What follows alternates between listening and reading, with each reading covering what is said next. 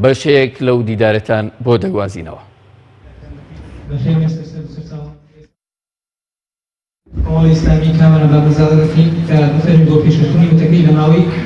10 خولەکدا لەسەر پرسی ڕفراندۆم لە نێوان کاراکردنەوەی پەرلەمانی کوردستان و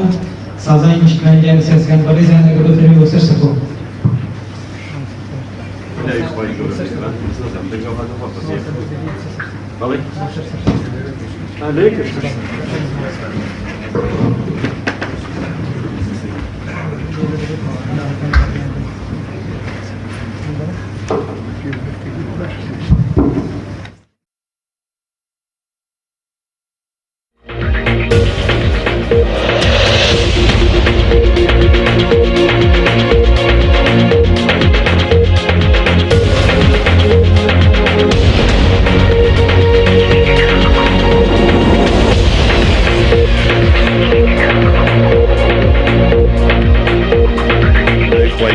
میهرەبان لە سەرەتاوە دەستخۆشی بۆ ڕێکخراوی سرای سەوساوەکانی کوردستان و هەروەها سڵاو و ڕێز و احترامم بۆ لایەنە سیاسیەکان ڕێکخراوەکانی کۆمەڵگەی مەدەنی و هەروەها بۆ ئامادەبووان لە دەروازەی ڕاپەڕین. هیوادارین دەروازەی ڕاپەڕین وەکو لە ساڵی 1991 وەکو سەرەتایەک لێرەوە هەموو کوردستان گۆڕانکاری گەورە لە ڕووی شێوازی بەڕێوەبردن و هەروەها بنبەرکردنی دیکتاتۆرەتی بەعس لێرەوە دەستی پێکرد و گەشتە شارەکانی تر. هیوادارین ئەم زۆرە دیدارانەوە ئەم زۆرە چالاکیانەش دووبارە بە ئاگاهاتنەوەیەکی ئەم ڕۆی لایەنە سیاسیەکان بێ بە تایبەتی ئەو لایەنانەی کە بڕیاری پەککەوتنی پەرلەمان و کارەکردنەوەیان بەدەستە لێرەوە ئەمە دەواازەیەکی گرنگ بێ. ئەوەی کە دەمەوێت لێرەوە قسەی لەسەر بکەم و پێشم خۆشە هەموو لایەکمان بە کەمترین لەو کاتەی بۆمان دیاری کراوە بۆ ئەوەی کە دەرفەتی باش بۆ ئێوە بەڕەخسێنن دەبەرەوەی ئەم قسانەی کە دەیکەین لەوانەیە بەشێکی زۆری ڕۆژانە دووبارە بێ لەلایەن ئێمەوە لەلایەن وتەبێژ و هەروەها بەرپرسانی سیاسی حیزبەکانمانەوە گوێبیستی بوو بن بەڵام بە کورتی لەبەرەوەی واتە سەوەڕ دەکەم سازان و کارەکردنەوەی پەرلەمان هەنگاوی کردەیی دەبێ و پێم وایە دۆزینەوەی شێواز لە ڕوانگەی نەزەریەکانەوە خۆناغێکی بڕیوە ئەگەر لەسەر ئەم ستای لە بەردەوام بین واتە بە بەردەوامی قسە لەسەر ئەم شێوازانە بکەین بەبێ هەنگاونانی عملی پێم وایە هێواش شێواش زارێککە کۆمەڵگا زێتر بەرەو ناومێدی دەکەین بە تایبەتی لەوەی کە ماوەیە کە زارێککە ئەم باسە هاتووەتەوە بەرباس و بەرەو گەرموگوڕی دەڕوە. یەکەم لەوە دەست پێ بکەین دیارە سازان کە پێش کۆتایی هاتنی ویلایەتی سەرۆکی هەرێمەوە دەستی پێکرد بۆ سازانی لایەنەکان لە پەرلەمان و لە دەرەوەی پەرلەمان بۆی کە بسازێن لەسەر کۆتایی هاتنی ئەم پرسا و لە دوای ئەوە بەچە ئاقارێکی بگەێنن بەڵام دیارەکە دوای ئەوەی کە لایەنە سیاسیەکان نەسازان لێرەوە سازان و نەسازان بوو بە زاراوەیەک لە ئەو نێوەندەدا. ئێمە زەرورە لە بیدایەتی کە نەسازان لەسەر ئەم پرسا بینەوە جارێککە بگەڕێنەوە بزانین ئایا دەکرێت لەم خۆناغا و لەم جێمی گفتوگۆیەدا جارێککە بسازینەوە و ئەو هۆکارانەی ئەو کاتەی هۆکاری گرنگی نەسازان بوون هەمان هۆکار ماوە. بەتاکید ئەمەی کە کاتی خۆی ڕێگر بوو لە بەردەم سازان بریتی بوو لە قۆڕەخکاری بریتی بوو لە تەجاوزکردن لە دەنجی دەنگدەران و ئیرادەی کۆمەڵگا لەبەرەوەی هەر لایەنێکی سیاسی کە بیەوێ باز بدا بەسەر زۆرینەی با بڵێن پێکاتەی پەرلەمان و بە کەمینەیەک بتوانێت ئیرادەی خۆی فەرز بکە دەبێت جارێککە بینەوە دیڕاسە بکەینەوە بزانین ئایا ئەم نەبرا و ئەم زۆرە نیەتەوە ئەم زۆرە حەزەماوە ئەمە ڕێگری گەورە بووە لە بەردەم سازان و هەر کاتێک ئەمە بمێنێ بە تەکید سازان بەرەو مەحاڵ بوون دەڕوە. ئێمە لە ڕێکەوتنامەی استراتیژیەوە دوازار پێکێنانی حکومەتی هاوبەش بەڵام تێکەڵ نەبوونەوەی حکومەت لە ناوەڕۆکدا لێرەوە ئێمە لە قۆناغی سازاندا دەڕۆین واتە سازان لە نێوان یەکێتی نیشتیمانی کوردستان و پارتی دموکراتی کوردستان کاتێک هێواش شێواش خەریک بووە ئەم ڕێکەوتنامەیە کاڵ بێتەوە و سازان لە دەرەوەی ئیرادەی کۆمەڵگا و سازان لە دەرەوەی پرسێپە دموکراتیەکان هێواش شێواش خەریک بەرەو کاڵبوونەوە بڕوا و کاتەی لەم دوو خولەی پەرلەماندا بەوەی کە کۆمەڵێک هێزی تازە هاتنە ناو پەرلەمان و ئەم ڕێکەوتنامەی خەریک و بەرەو کاڵبوونەوە بڕوا و جارێککە دەنگدەر هەست بە ئیرادەی خۆی بکالەوەی کە دەتوانێت لە ڕێگەی دەنگەکەیەوە گۆڕانکاری دروست بکە. بەڵام لە ساڵی پارەوە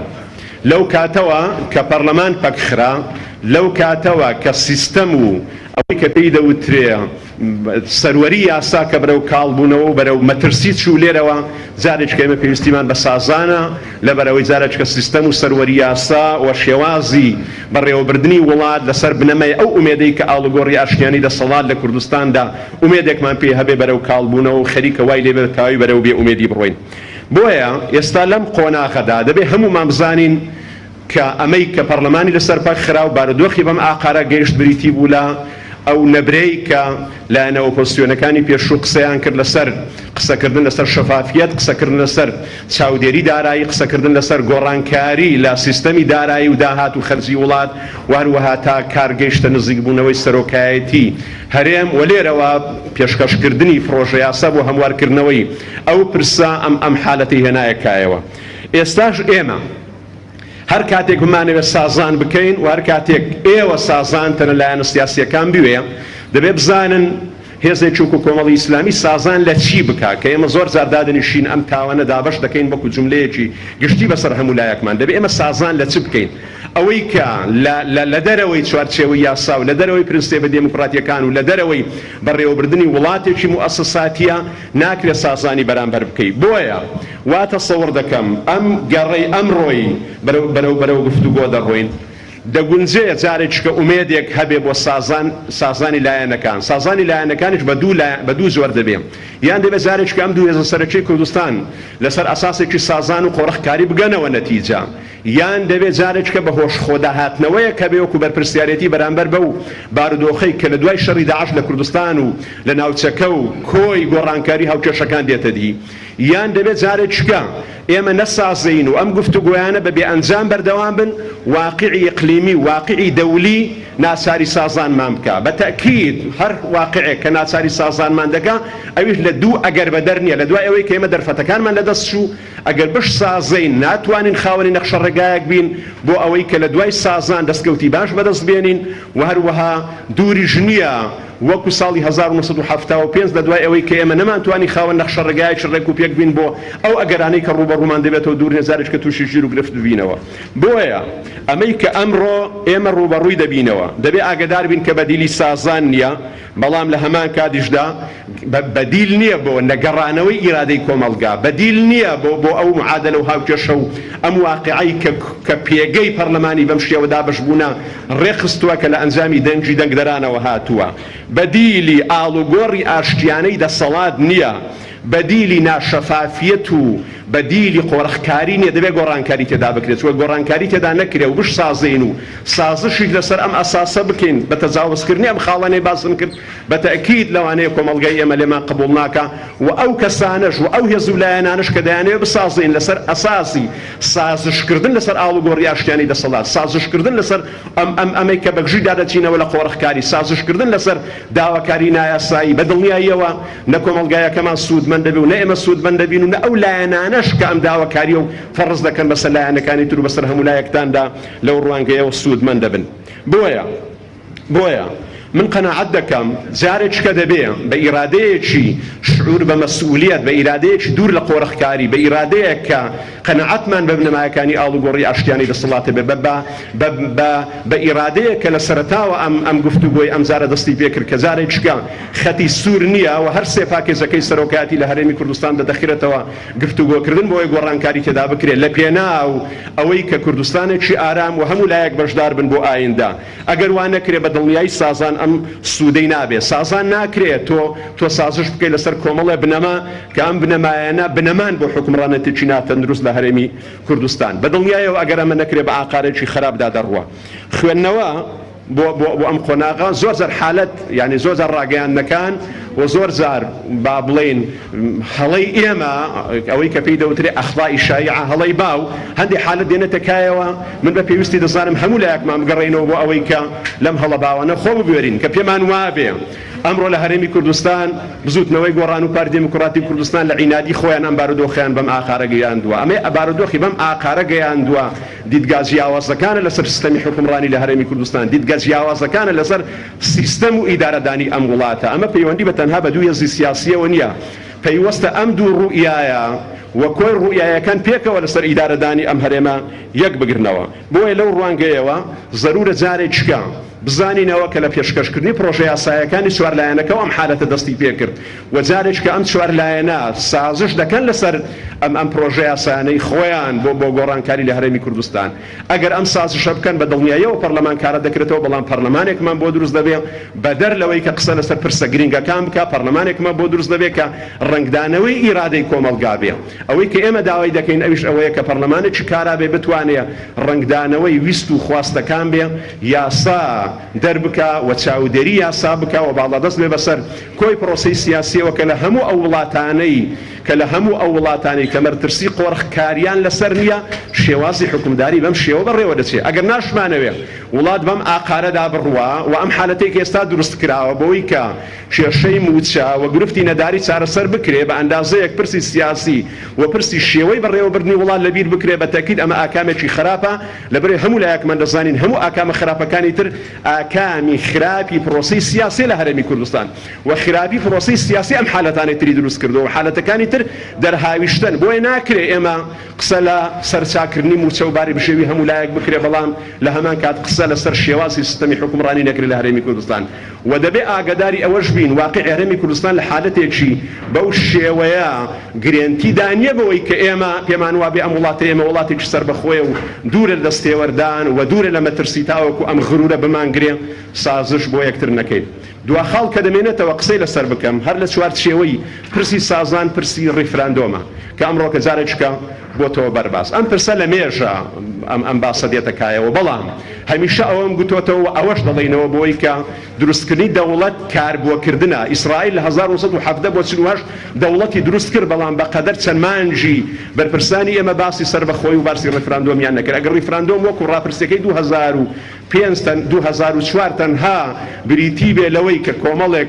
دەنگکۆ بکەینەوە 2000 هینە ئەنجامێکیان نەبێ بە دڵنیاییەوە ئەمە تەنها خۆڵکردنە چاوی خەڵکە ئەگەر ریفراندۆم بۆ سەربەخۆی بێ بە تەکید ریفراندۆم لە هەموو دنیاە یەکێکە لە پێداویستیەکانی سەربەخۆیی کۆمەڵێک هەنگاوی تری ناوخۆ کۆمەڵێک هەنگاوی تری ئیقلیمی کۆمەڵی هەنگاوی تری دەولی هەموو ئەوانە دەبێنە سەرخەت و پشتیوان من بۆ ئەوەی کە ئێمە بتوانین لە ریفراندۆم ئەنجامی سەربەخۆیی بەدەست بێنین ئەجینە ئەگەر ریفراندۆم سەربەخۆی 2000 بەدینە هێندرێ بە تەکید لە قاوقی خۆی کاڵ دەکرێتەوە ساڵێک پێش ئەم وەختانە کە قرار بوو ساڵێک بەسەردا تێنەپەڵە ریفراندۆم بکرێ گوتم ریفراندۆم بە زەحمەتە لە ماوەی ئەو ساڵەدا بکرێ ئێستاش ئەنجامدانی ریفراندۆم بەم میکانیزم و بەم شێوازە و بەمەی کە ئێستا دەگۆزێرێت لایەن هێزە سیاسیەکانەوە بۆی کە بازدان بێ بەسەر موسساتی شەرعی ئەم وڵاتەدا بۆی بازدان بێ بەسەر زۆری سیستەمی حکومڕانی ئاگادار بن قازی محەممەد کە سەربەخۆی ڕاگەیان لە بیدایەت موسساتی حکومڕانی هێشتا بەرچاوڕوونی بەرامبەر دروست نەدەبوو بەڵام لەم قۆناغەیدا ئەمە دوا جوملەمە دەیڵم ناکرێت پرسی سەربەخۆی هاوتەریب نەبێت لەگەر زۆری شوناسی حکومڕانی لەم هەرێمی کوردستانەدا ناکرێت پرسی سەربەخۆیی هاوتەریب نەبێت لەگەڵ شێوازی موسساتی حکومڕانەتێکی ناتەندروست ئەجینا زۆربەی ئەوانەی ئاوارن لە وڵاتانی ئەوروپی وڵاتی خۆیان بەزێشت و ئەگە بەراوردیکەین زۆرینەی ئەو وڵاتانن کە ئەو نەتەوانن کە خاوەنی دەوڵەتی سەربەخۆن بەڵام دەوڵەتە سەربەخۆیەکەی خۆیان لەبەر خراپی سیستەمی حکومڕانی بەجێهێشتووە کەواتە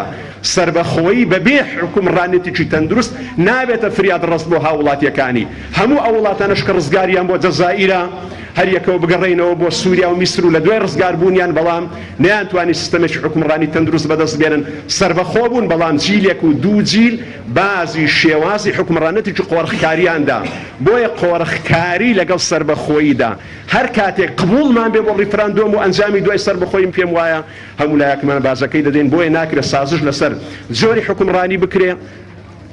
لە پاڵ سەربەخۆی و لە پاڵ ریفراندۆم و لە پاڵ بەرەو ئازادی کە لە کاتێکدا هەمومان لەگەڵ ریفراندۆم و هەمومان لەگەڵ سەربەخۆی و بۆ زانیاریتان ڕەشنووسی پرۆژەی استراتیجەتی کۆمەڵی ئیسلامی بۆ سەربەخۆی لەلایەن بەندەوە نووسراوە زۆر مشتاقی سەربەخۆین زۆر مشتاقی دەوڵەتی سەربەخۆین بەڵام بە تەکید ئەو ئازارەمان چەشتووە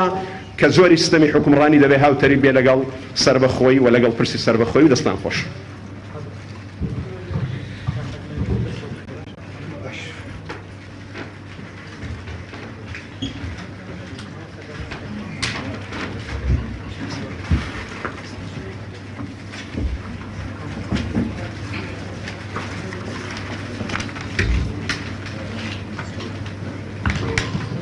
کاتتان باش سوپاس بۆ ڕێکخراوی چرای چەساوەکانی ڕاپەڕین بۆ ئەم دەرفەتە. دیارە تایتڵی ئەم دیدارە ڕوونە پرسی ڕیفراندۆم و کاراکردنەوەی پەرلەمانی کوردستان لەگەڵ سازانی نیشتیمانی. من دەمەوێت لەسەر هەر سێ پرسەکە یا هەر سێ بابەتەکە قسە بکەم لە ماوەیەکی زۆر کورتدا. سەبارەت بە ڕیفراندۆم دیارە مافێکی دیموکراتیە، یاساییە، سیاسیە، مرۆییە و ئامرازێکیشە بۆ تحقیقی ئامانجێ. ڕیفراندۆم بۆ هەر پرسێک لەو پرسانە بکرێت کە هەموو لایەکمان دەزانین چی تعدیلی دەستور بێ یا پەسەندکردنی دەستور بێ و یاخود چوونە پاڵ ڕێکخراوێکی نێودەوڵەتی بێ یا دەرچوون بێ لێی، یاخود بۆ سەربەخۆیی و جیابوونەوە بێ، یا بۆ هەر بابەتێک لەو باباتانە بێ، بۆ یاسای بنەڕەتی بێ، یا بۆ ئەشخاسیش بێ کە ئەمەیان پوچەڵا هەروەکو ڕژێمی بەعس بۆ سەدام دەیکرد لە ساڵی 1995. بە هەر شێوەیەک بێ لەم شێوانە پرۆسەیەکی ئاساییە و پێویستە ئەم پرۆسەیە بە یاسا تەنزیم بکرێت چونکە ڕەهەندی یاسایی هەیە. ئێمە لە عێراقدا دەستوری هەمیشەیی عێراقمان هەیە. لەم دەستورەدا دەقێک نییە کە بە نالێڵی باسی لەم پرسە کرد بێت. لە دیباجەی دەستوری عێراق دەزانین کە باس لەوە دەکا کە پابەندبوون بە دەستورەکە پابەندبوونە بە یەکپارچەی خاکی عێراق، یان ئەما یەکپارچەی خاکی عێراق دەپارێزێت. یاخود لە دێڕێکی دیکە لە دەقێکی دیکەدا باس لەوە دەکا کە گەلان و پێکاتەکانی عێراق بە شێوەیەکی ئارەزومەندانە لە چوارچێوەی عێراقدا یەکخراون. بۆیە دەقێکی ڕۆشن، دەقێکی ڕوون نییە ئەگەر ڕاوە و شیکردنەوەی جیاوازی بۆ نەکرێت. ئەمە سەبارەت بە یاسای نیشتیمانی مەبەستمە. ئێمە کە باس لە ڕیفراندۆم دەکەین ئەگەر ئەم پرسە وەکو باشووری سۆدان بیبین بۆ پەرلەمانی وڵاتەکەی خۆمان کە پەرلەمانی عێراقیان بمانەوێت لە ڕێکەوتن بکەین لەگەڵ حکومەتی عێراقی بەهۆی عەقڵیەتی سیاسی کە عەقڵیەتێکی غەیرە دیموکراتیانەیە ناگەین بە هیچ ئیتیفاقێک. بۆیە پێویستمان بەوەیە کە ڕاستە پێویستمان بە دیالۆگە، پێویستمان بە گفتوگۆی دائیمیە بەردەوامە، چونکە کێشەی زۆرمان لەگەڵ بەغدا یا حکومەتی ئیتیحادی هەیە. بەڵام من مەبەستمەوەیە کە بڵێم دەبوایە ئێمە لە دوای پرۆسەی ئازادی عێراق لە سەردەمی ئامادەکردنی ڕەشنووسی هەمیشەیی ئێمە بیرمان لەوە کردبایەوە ئەم دەقەمان چونکە زەمینە لەبار بوو ئەم دەقێکی دەستوریمان ئەو کاتە لە دەستوری هەمیشەیی عێراق چەسپان باە. سەبارەت بە یاسای نێودەوڵەتیش نۆرمی یاسایی هەیە بۆ ڕیفراندۆم. مادەی 21 لە جارنامەی گشتی مافەکانی مرۆڤ و مادەی 55 لە میساقی نەتەوە یەکگرتووەکان. بەڵام ئایا ڕێسا و یاسای نێودەوڵەتی بنەماکانی ئەم یاسایە پابەندکاریان هەیە لە هەموو کۆمەلگاکان لە هەموو ناوچەکانی ژیان؟ و ئەمە هەموو لایەکمان دەزانین کە ئەمە وابەستەی بەرژەوەندی دەوڵەتە گەورەکانە بە تایبەتی ئەو دەوڵەتانەی کە بڕیاریان بەدەستە. هەر چۆنێک بێ من دەمەوێت باس لەوە بکەم کە ئایا ئەم دۆخە ئەم هەلومەرجەی ئێستا ئەم ڕەوشە لەبارەی